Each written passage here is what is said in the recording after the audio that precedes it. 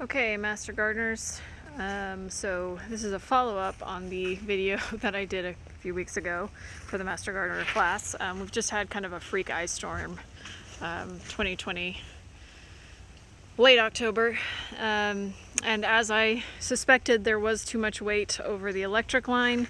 The electric was pulled down. So far the goats are okay. We're trying to get to OEC. Ooh, there's still stuff falling. Trying to get to OEC or OG&E to turn off the power so that we can start moving those limbs. But this is why we trim trees. You can see it broke on those upper limbs there. We actually had some breakage there, and certainly that limb that I was going to take all the way back failed. Oof, lost a big guy over there. Yeah, so that's why we cut away from electric lines and do density reductions and things like that. Oh, there's another one.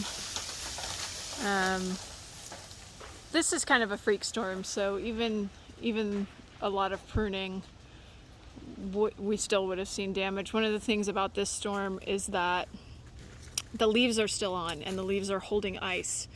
If these trees didn't have, there was another one over there. If these trees didn't have their leaves on, we would probably be looking at a really different situation. Oh, and that fell too. That one is a really excellent example of a codominant stem. Over here you can see, unfortunately it derbied all of my espalier pears. When trees grow without a strong central leader and they have codominant stems like that, they're more likely to fail when put under a lot of stress like this. And that's kind of what happened with that guy. Landed on my house. So I have to call a guy to clean that up.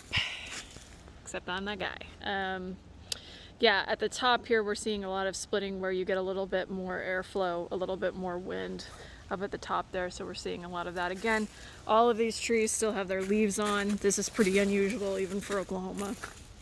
And so that's one of the reasons that we're seeing some major damage in this storm, is that, you know, the oaks still had, those are both oaks, and they still had acorns on as well as their leaves. So a huge amount of weight is still on the tree for that. So the magnolias are handling it pretty well. Not seeing a whole lot of damage from magnolias yet, but the pecans are definitely taking it in the chin. The sycamores are not handling it particularly well. The oaks are struggling a little bit. Yeah, so there we have it.